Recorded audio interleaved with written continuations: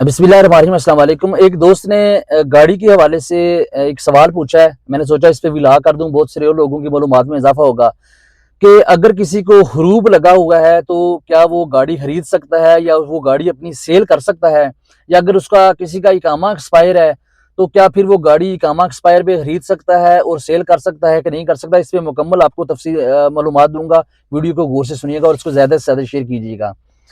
देखिए, सबसे पहली चीज़ ये है कि आपका इकामा एक्सपायर है, तो क्या आप गाड़ी खरीद सकते हैं या आप गाड़ी बेच सकते हैं जो आपके नाम के ऊपर है? बिल्कुल, आप गाड़ी इकामा एक्सपायर पे खरीद भी सकते हैं और गाड़ी सेल भी कर सकते हैं। सिर्फ़ और सिर्फ़ इकामा एक्सपायर पे हुरूब नहीं होना चाहिए। अगर आपको हुरूब लगा हुआ है, तो फिर क्या होगा? क्या आप गाड़ी खरीद सकेंगे और बेच सकेंगे? अगर आपको हुरूब लगा हुआ है, तो फिर सिर्फ़ और सिर्फ़ आप जो है, जो आपके नाम के ऊपर ऑलरेडी गाड़ी मौजूद है, वो आप सेल कर सकते हैं, लेकिन नई गाड़ी आप खरीद नहीं सकते हैं, ये आप याद रखिएगा। यानी सिर्फ़ इकामा एक्सपायर है, अगर हुरूब नहीं है, तो फिर आप गाड़ी खरीद भी सकते हैं, बेच भी सकते हैं। हाँ, महीना हो गया इकामा एक्सपायर को, 2 महीने हो गए हैं, 3 हो गए हैं, 4 हो गए हैं, कोई मसला नहीं है। आप गाड़ी बेचें भी और सेल भी करें।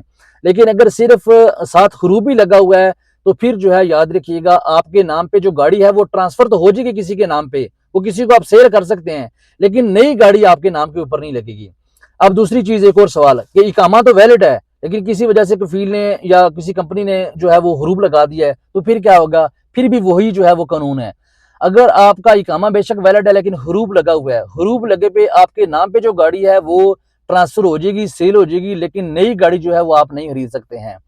अब इससे अगला एक सवाल है कि क्या अगर आपके नाम के ऊपर कोई गाड़ी है तो क्या फिर आपका खरूज नहाई लग जाएगा? बिल्कुल भी नहीं लगेगा, जब तक आप गाड़ी सेल नहीं करेंगे। आपने पहले गाड़ी सेल करनी है, तो उसके आपके नाम पे जो भी गाड़ी है, कोई आपके अपने पर्सनल इस्तेमाल की ज़ाहिर है फॉरेनर के नाम पे होती है गाड़ी, हाँ वो प्राडो हो, लैंड क्रूजर हो, कार हो, छोटी जो भी आपकी पर्सनल यूज़ की प्राइवेट गाड़ी है, वो आप जब तक अपने नाम से हटाएंगे नहीं, आप उसको सेल नहीं करेंगे या किसी दोस्त के नाम पे ट्रांसफर नहीं करेंगे, तब तक जो है वो आपका खरूज नहाई नहीं लगेगा। सिर्फ गाड़ी नहीं बल्कि किसी भी किस्म की कोई प्रॉपर्टी आपके नाम के ऊपर अगर सऊदी अरब के अंदर मौजूद है, जब तक आप वो अपने नाम से प्रॉपर्टी उतार कर किसी दूसरे के नाम पे नहीं लगवाएंगे, तब तक याद रखिएगा आप बिल्कुल भी जो है अपनी वो आपका हुरूज न्याय जो है वो नहीं लगेगा।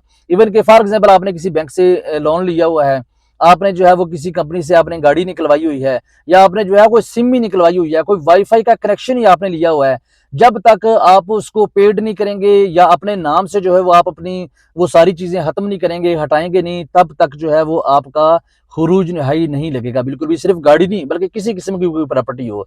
मुझे उम्मीद है आपको इस वीडियो से फायदा हुआ होगा। अगर वीडियो अच्छी लगी तो दूसरों तक लाजम पहुंचाइए। दुआओं में याद रखिएगा। मिलेंगे किसी और भी इलाके के साथ।